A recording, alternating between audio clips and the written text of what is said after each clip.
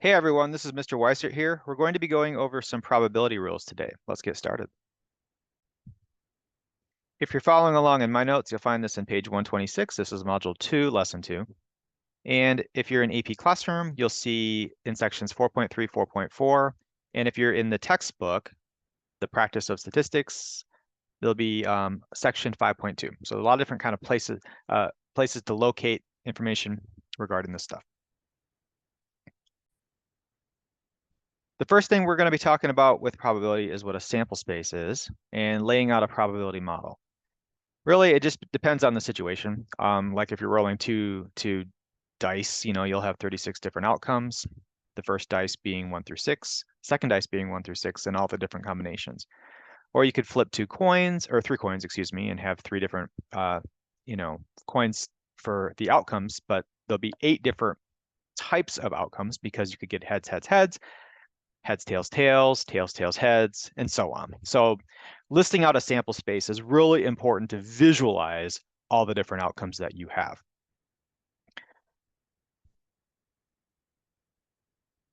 Here's an example. So a spinner has 3 equal sections, red, blue, and yellow. Suppose you spin the spinner twice. Give a probability model for this random process. In other words, list out the sample space. Well, you can see all the different options here. There's going to be 9 different outcomes because the first spin could be red, so you could have red, red, red, blue, or red, yellow. Or the second spin could be blue, blue, red, blue, blue, blue, yellow, or yellow for the third spin or first spin. So those 9 different options each have a 1 in 9 chance of happening, assuming the spinner is fair. Part B, define event A as spinning blue at least once. Well, you can look at the sample space and see there are 5 of those that have at least one blue. So that's going to be 5 nines. Part C, what is the probability of not getting a blue? Well, what's left over? That's going to be 4 nines.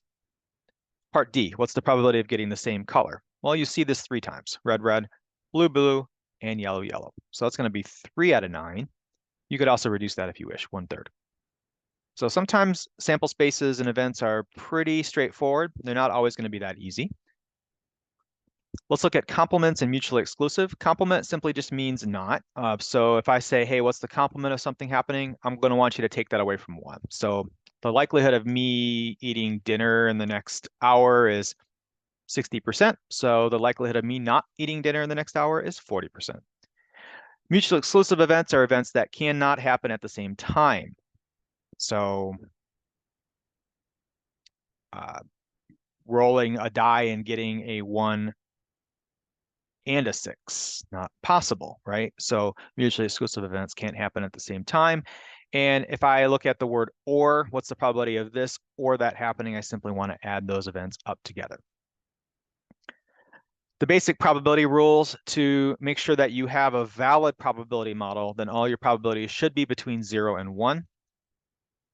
And all of the probabilities in that sample space should add to 1. The sum of them is 1. And then you can see the complement rule and the addition rule below. Here's another example. Suppose you tear open the corner of a bag of M&Ms, pour 1 candy into your hand, and observe the color. According to Mars, the maker of M&Ms, the probability model for a bag from its Cleveland factory is, and here's the list of all the different probabilities. We have blue, orange, green, yellow, red, brown, and the 6 colors, or the 6 probabilities that go along with those colors. A, explain why this is a valid probability model. You need to check for 2 things. Are all the probabilities between 0 and 1? Usually they're going to be. More importantly, do those add to 1? So you take your calculator out and add them together and make sure that you get 1. In this case, of course, they do. So it's a valid probability model. Part B, find the probability that you don't get a blue M&M. If you look at all the blues, it's 0.207. So the probability of not getting a blue is going to be 1 minus that. Use the complement rule. Could you add the other 5 that are here together? Sure. Although that would be a little bit more work. So I would try to stick with the complement rule or do whatever is going to be the least amount of work if possible. Part C, what's the probability that you get an orange or a brown M&M? Well, we can't have orange and brown occur at the same time. You pull one out, it's either going to be orange or it's going to be brown. So as far as that goes, you're really just kind of looking at adding those two together and you'll get your final result. So the probability of orange or blue is going to be, orange or brown, excuse me, is going to be 0.205 plus 0.124 equals 0.329. Now, notice that I used the word blue for blue and I used the letter B for brown. Generally, I abbreviate as much as I can, but I don't want to use the same B for blue because I don't want to mix those two events up. So you could abbreviate like BL or BR if you needed to. Let's look at this check your understanding. Pause the video and try this on your own. The Pew Research Center reported that among mothers, family size is shrinking. Suppose we are to randomly select one mother, age 40 to 44, and record the number of children she has. Here is a probability model. You can see the number of children, 1, 2, 3, or 4 plus. So this includes 5 and up. At that point, you know, there's probably very few of them, so they just lump them all together. Letter A says, explain why this is a valid probability model. Remember, you're looking for two things. Are all the probabilities less than 1, and do they add to 1? Well, both of those are true. So that is a valid probability model. Part B, explain why events have one child and have two children are mutually exclusive. Well, when the person's filling this survey out, they're going to say they have two children or they're going to say they have one. They're not going to say they have both. So they can't really occur at the same time. So that's going to be, they can't occur together. It's either one or the other, or something that means the same thing. A few other questions related to that. Letter C, find the probability that a randomly selected mother has less than two children. Well, less than two children would be just the one here. So that's going to be 0.22. D, find the probability that a randomly selected mother has one or two children. Well, this is the mutually exclusive or means to add. So we're going to add those together. And you'll get about 0.63. E, find the probability that a randomly selected mother does not have 4 or more children. So 4 or more is 0.13, so not is 1 minus that. You could also add these numbers together if you choose and get the same thing, but again, that's more work. So that's really kind of up to you how you want to do that. Example 3. Students in a large college statistics class wanted to find out how common it is for young adults to be able to roll their tongues or raise one eyebrow. I know I can do one eyebrow, but I can't do the rolling tongue thing. So they recorded data on whether each of the 200 people in the class could do either one of those two things. The two-way table summarizes the data. Suppose we chose a student from the class at random. Define event A as student can roll their tongue and event B as student can raise one eyebrow. So I would be in the can raise an eyebrow category, but I cannot roll my tongue. So I'd be one of these if I was sampled. So part A, define P parentheses B, describe this probability in words. What that means is the probability of, and since event B is student can raise one eyebrow, you would say something like the probability of a student being able to raise one eyebrow. Well, that's going to be 62 out of 200. There are 62 total people in this class that can raise one eyebrow. Look at the totals. And since we're selecting one person from that class, is going to be out of 200. You can reduce that to 31 out of 100 or 0.31 if you prefer. In words, you would say there is a 31% chance that a randomly selected student from this class can raise one eyebrow. Part B, find P, roll their tongue and raise one eyebrow. Again, that's the probability that a student can roll their tongue and raise one eyebrow. So let's remember that the letters we used were A and B, A for roll their tongue and B for raise one eyebrow. And means what's the overlap? So if you look over here at the table, the overlap is going to be 42. So there are 42 of those 200 that can do both of those. So that's going to be 0.21. Part C, find the probability of A or B. Describe this probability in words. Or means that I want to add, right? So the probability of A or B is going to be what they add together. But in this case here, we do have some overlap. And if I just do 62 out of 200 and 149 out of 200 without considering the overlap, then I'm going to have counted this 42 two times. So what I want to think about is, how do I get rid of that 42?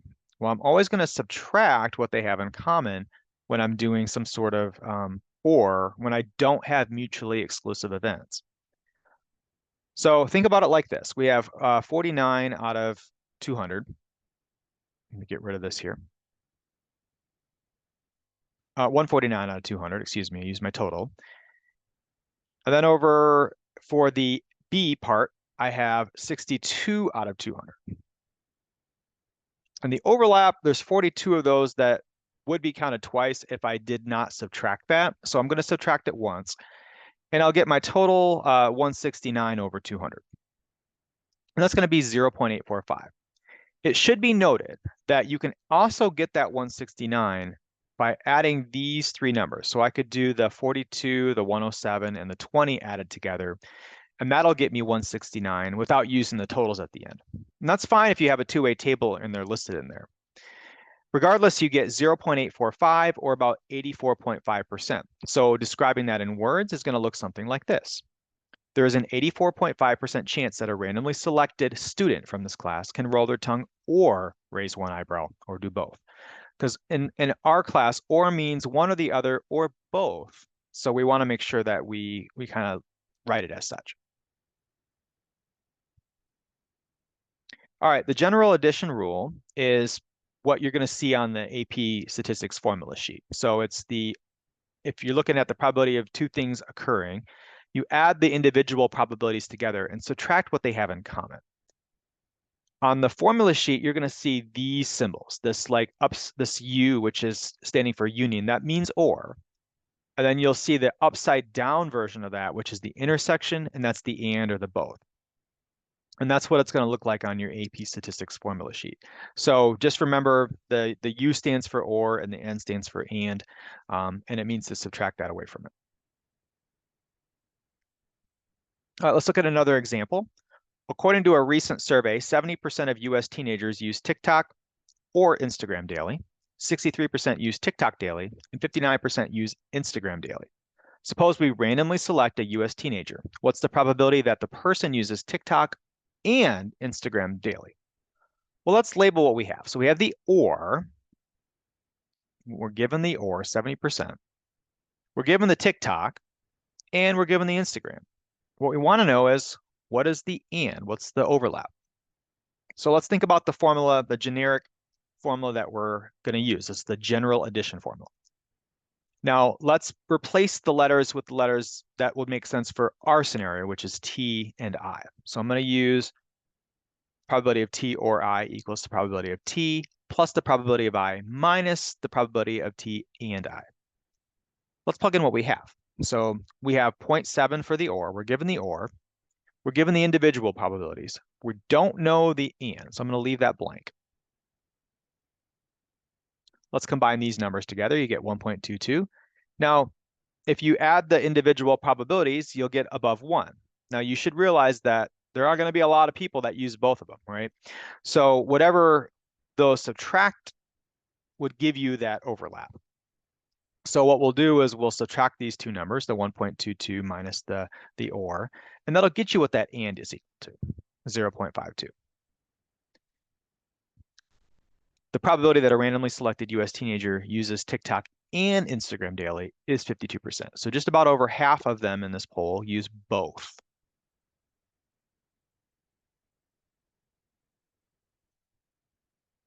Now, we're going to have to look at Venn diagrams to be able to also figure out some probabilities. And for these problems right here, a Venn diagram can be very useful to be able to visualize what's going on here. So here's one set up for you. My challenge to you guys is to use the numbers in the table to help you figure out the different probabilities that go along all of the different parts of that circle and the overlap and the outside. So there's going to be like 6 different things. We want to know what's the overall probability of one of the events. For A, roll the tongue, and for B, raise one eyebrow.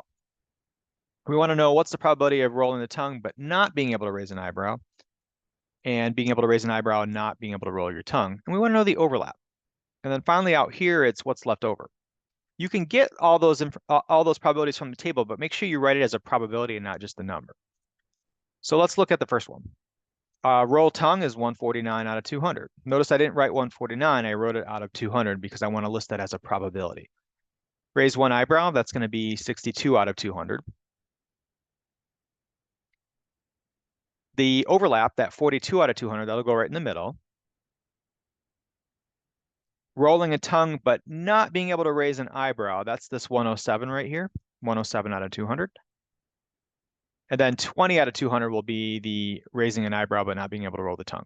And then finally, what's left over? Well, there's 31 people that can't do either. So 31 out of 200 would be the probability in the outside of the circles.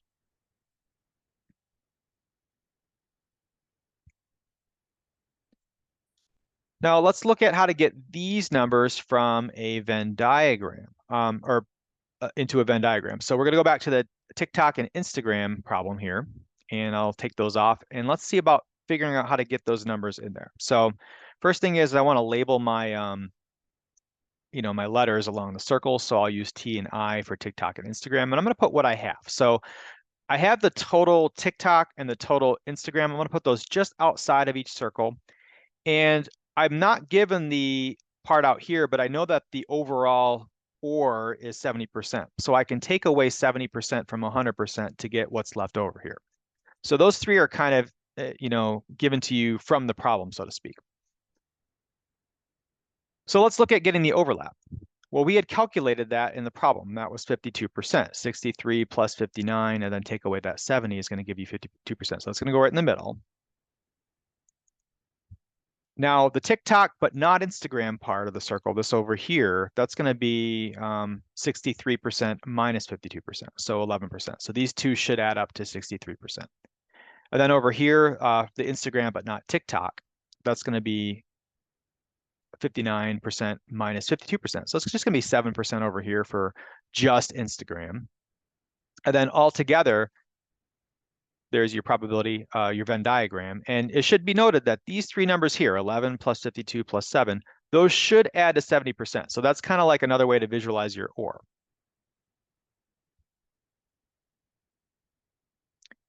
In general, you can see different ways to represent the Venn diagrams. The complement just means what's on the outside, so what's not in the circle. The intersection right there, the and. The OR is everything shaded from both circles. Don't count the overlap twice. And then if they are mutually exclusive, there is no overlap. So you can see the circles being in kind of separate locations here. All right, finally, check your understanding to finish out the video. So pause the video and try this on your own. A random sample of high school students were surveyed regarding their toilet paper habits. Should the toilet paper pull over the roll? Do they replace the roll when it's empty? The two-way table displays the data. Suppose we choose a member of the sample at random. Define events O, over, and R, replace. Part A. Explain in plain language what PO with a little c means and find that probability. Well, the POC is the probability of selecting one person that is from the sample and they do not prefer the toilet paper to pull over the roll. Remember, O is for over, and that C means complement, so that's the not complement. It's also helpful in these problems to list out your totals. So we want to make sure we can add the total yeses for toilet paper over the roll, the total no's, and over here, because they're not always going to be listed in every problem, but that does help you figure out probabilities a lot easier. So do that work on the front end to make your job easier on the back end. All right, the probability of not over the toilet or over the roll is going to be 70 over 116 subtracted from 1. So you could do 1 minus 70 over 116, which in our table, you can also just add the no's together. That's going to be 46%, or 46 out of 116.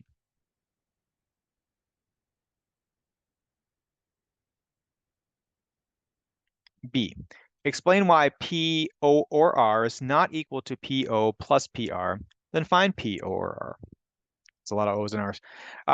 Well, there's going to be overlap here. So these events are not mutually exclusive. In fact, there are some people that do both. So look at that 58 there. We don't want to count them twice. So when we're doing the OR, we want to subtract that overlap away.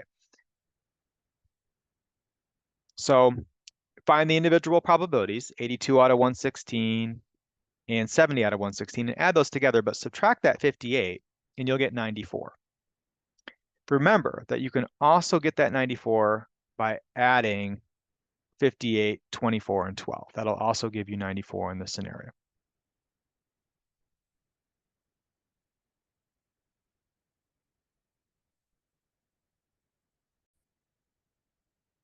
Part C, make a Venn diagram to display the sample space of this chance process. Take a moment to pause the video and try that. All right, here's mine. Take a look to make sure that you understand where all the numbers are coming from. I use the O for the left one and the R for the middle one, the right one. The middle is the overlap. And then the 22 comes from right over there. The not for either one of those.